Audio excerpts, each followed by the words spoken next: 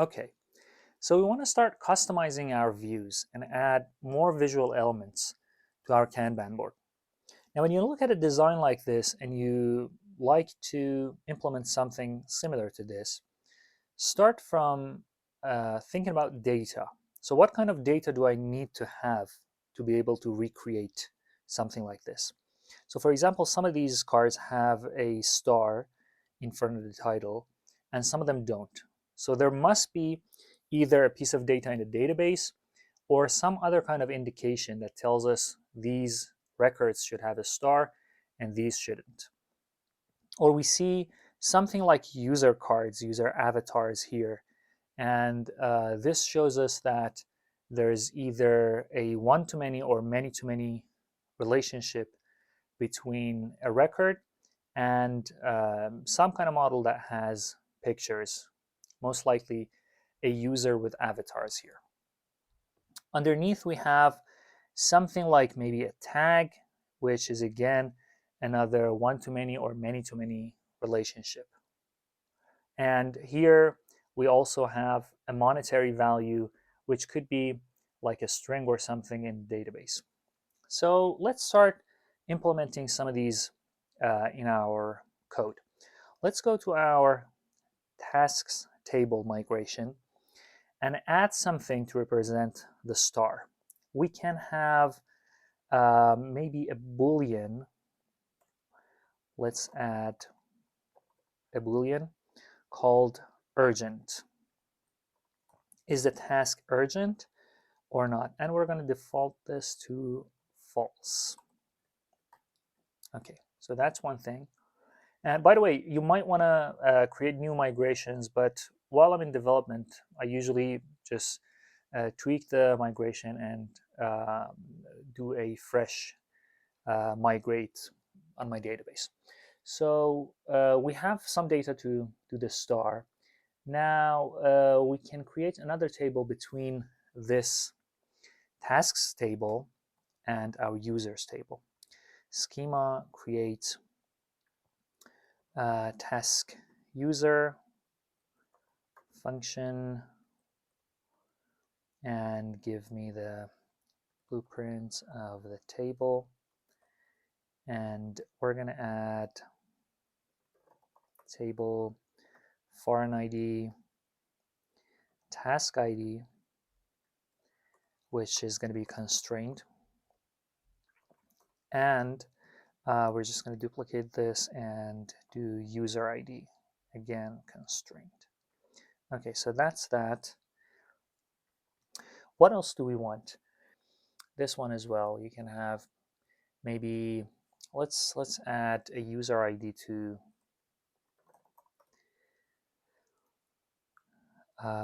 foreign ID user ID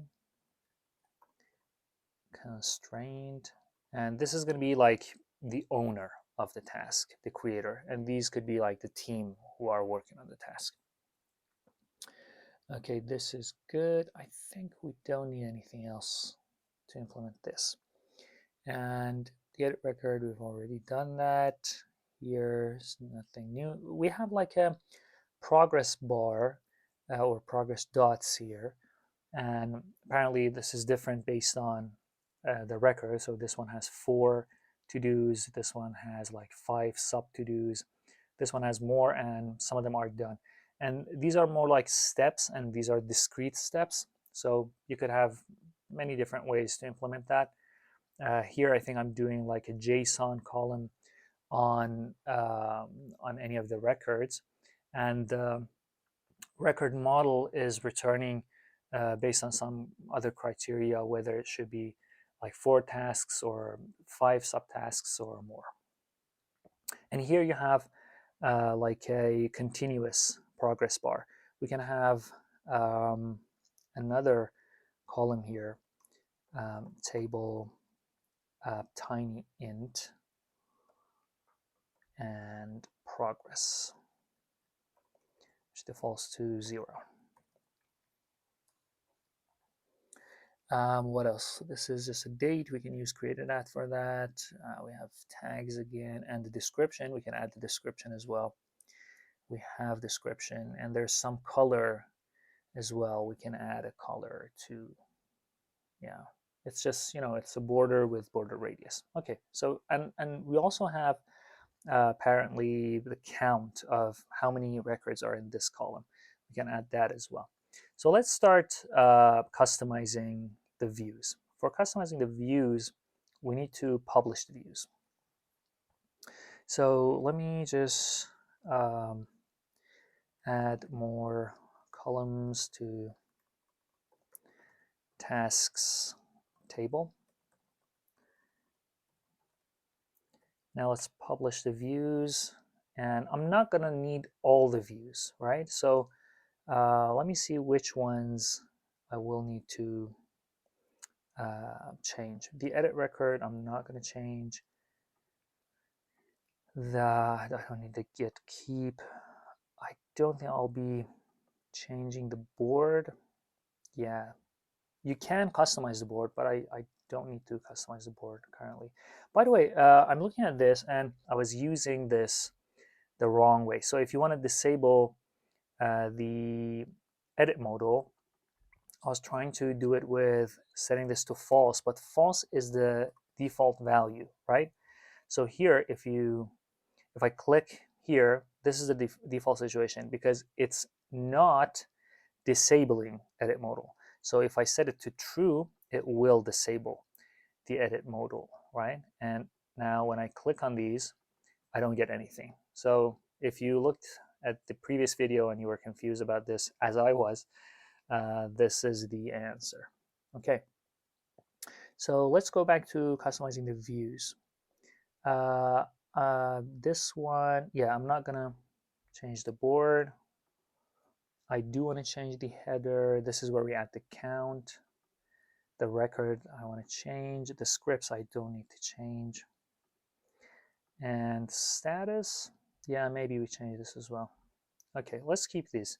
So, and you don't need to publish all of them because if you start updating your package and I make any change to the actual views, you're gonna override them here, and you have to either manually uh, sync them with my changes, or just opt out of the further changes, which could be fixes, which is a bummer. So publish Kanban views. By the way, GAC, which I have here, is just git add all and commit with a message. Cool. Let's do the easy one first. Let's add the count of the records. So Kanban header here, I'm going to say a parentheses, and inside of this, I'm going to say count of status records. Yeah, this should do it. Yes, 0, 1, 1. And if I move this here, I'll have 2, 0, 0. And you can do anything you want here. You can maybe have a span with class of text XS, for example, to make it smaller, or change the color, or do whatever you want. It's just a basic view. Okay, maybe SM. Okay, so add count to status header. What else? So I will need to do a fresh migration, but we have urgent. So when you want to customize the views, you will need to pass some additional data to your views. And the way to do that is to by overriding this method. So additional record data, because this is how we get all the record data, and I use ID, title, and status.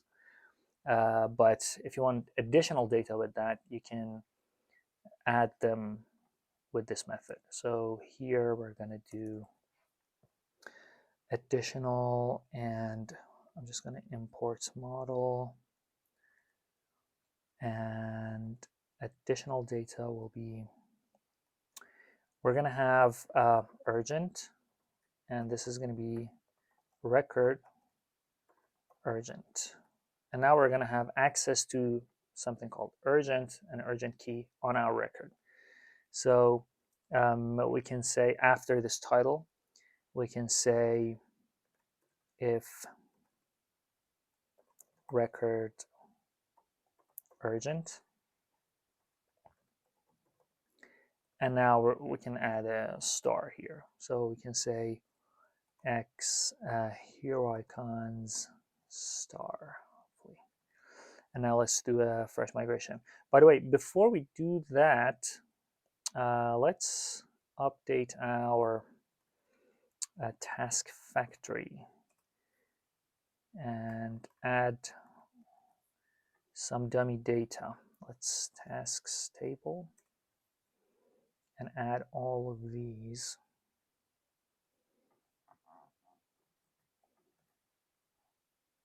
To the factory. So what am I doing? So the title will be fake sentence. The description will be fake paragraph. Urgent will be fake random. Do we have random boolean? Random element. And we're going to have true, or there must be a more elegant way than this. This looks very stupid, but for the sake of it. And progress will be fake number between 0 and let's say 100. And the user ID will be user factory. Cool, I think we're good here. So in the database seeder, we're going to say create 10 users and task factory also, let's say maybe 30 and create. But what this will do is this will create 30 users. So we're going to reuse these users and recycle users. Okay, we're going to move this to the top, and this is good. Let's import this as well just to make it more similar.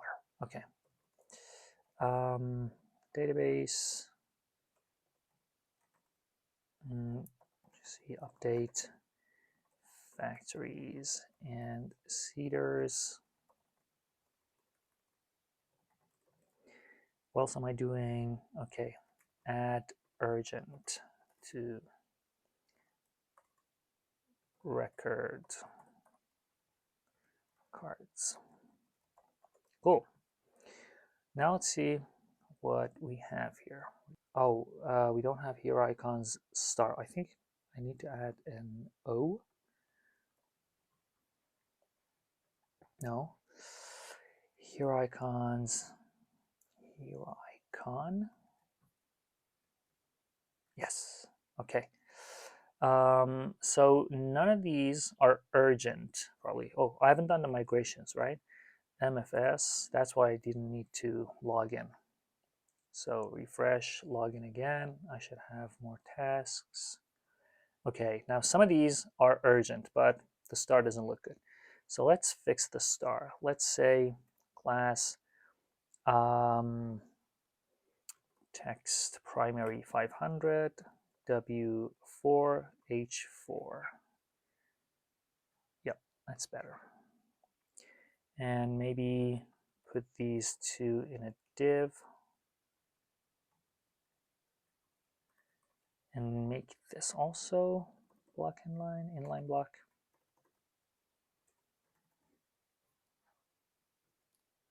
Okay, this looks better. Maybe I don't need the O, do I? If we have a solid star, that would be awesome. No? S, maybe? I don't know how here I found. Yes, this is good. This is good. Cool. So now we have the star. We have an indication of whether this task is urgent or not. And we can order these. Anyway, so what was the next thing? So we have a progress. We can do that as well. Let's do div, and inside this we're going to have two divs. One of them is going to be class h4 and bg gray 200. Let's see how this looks. Okay, let's make it thinner, h2. I will need npm run div here probably. I haven't installed it, npm install. So I'm changing the classes, and these classes don't exist currently in my CSS, so I will need to do npm run dev to compile my CSS every time I change or add classes. So let's do the rest. Rounded full. And I'm going to add another one. I'm going to make this relative class. Relative, am I done here? No. And I'm going to have another div on top of this, which is going to be absolute. And this one is going to be bg, let's say primary for now. And it's also going to be rounded full, npm run dev. And now if I refresh, okay, why am I still not seeing this h2? Maybe I need to do the styles, load the styles somewhere in my panel as a custom CSS. That's a possibility. Maybe it's not loading my app styles. Okay, I'm not going to worry about that. So we need to have some kind of, oh, I can just have a percentage, right? So style width should be a record progress percent, and this will just be a percent. And I need to pass this. So I'm going to say progress. Let's see if it works. Yes. So we have progress as well, and this looks very, very ugly. Let's make this h1 and make this maybe, do we have warning? No, blue? No. The thing is, my styles are not working, and I have to figure that out. You know, you can change the colors. There must be something in Filament panel builder theming and styling. You can find it. Okay, so we added the progress bar as well. What else? What else did we have? Let's just look at our table, right? Tasks. So we added urgent, we added progress. We can add user's name, like the owner's name, to this part. We can have like we can surround these two in a div, and then have another div for record user, like owner, maybe, right? And we're going to make this flex class flex justify between, and we're going to make this text sm and text gray 400. Now let's pass the owner. Let's say owner is record user name. And in the task model, we're going to say public function user return this belongs to user class. Okay, so if we go back and if we refresh, we're going to have the user's, like the owner's name here as well, which doesn't look really good because the titles are a bit too long, but you get the idea. So maybe we can change this to XS and it becomes a little bit more appealing, hopefully. Okay. And we can say text right. Okay. So cards are looking better now. What else do we have? We had the users and avatars, right? Yeah, we had this many-to-many relationship. And let's do something about that. So we can say team is record and team. And let's say on the task model, we have public function team and return this belongs to many user user class. And what's the next thing? Belongs to many has table.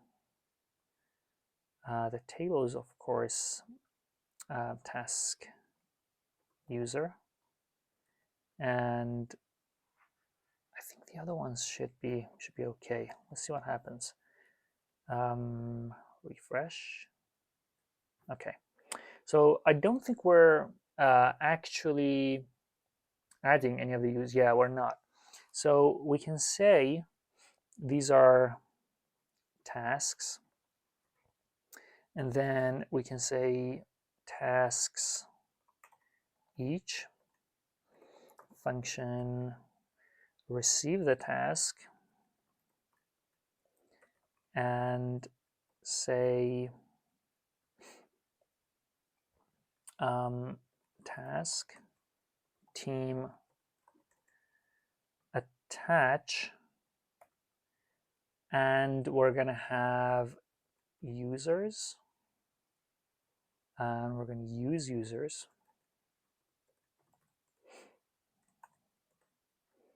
Yeah, I want to shuffle, and then take fake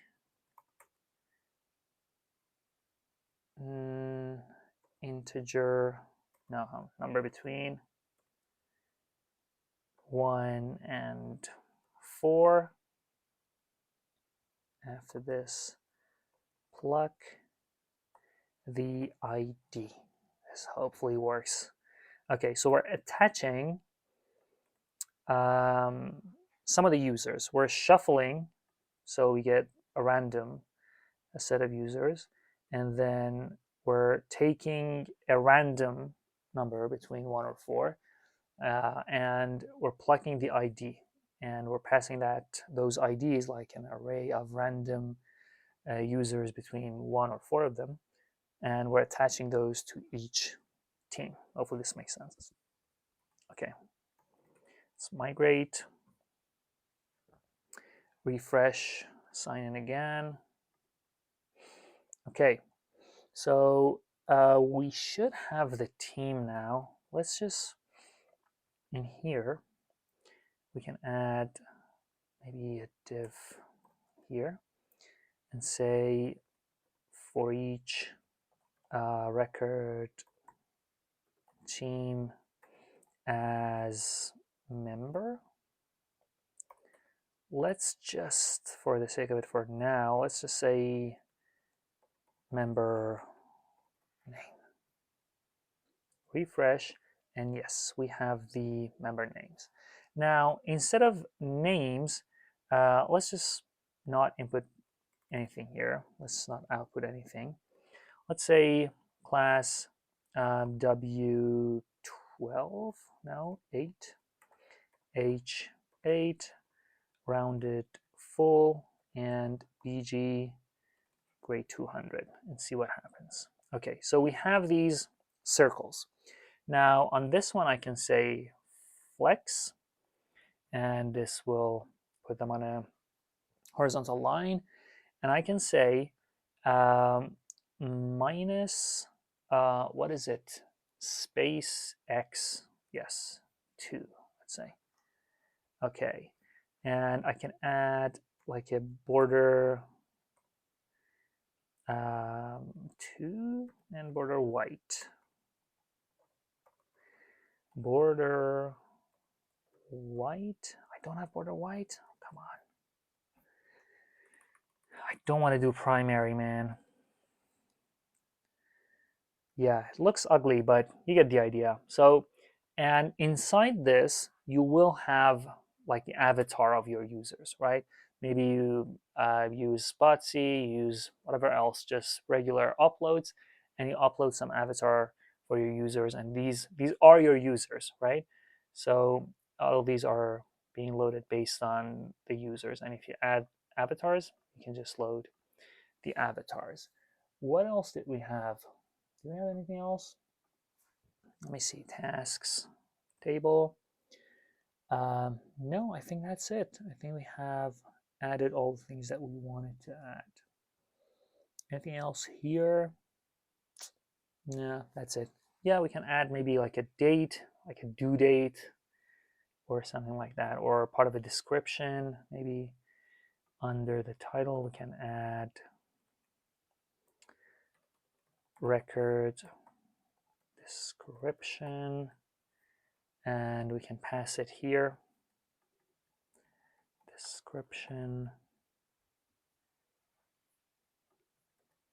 and this is the description. We can now start changing the style. Class text XS, text gray 400, and maybe border L, border left, is it? Come on, it doesn't have any of the classes. And MT2, MB2.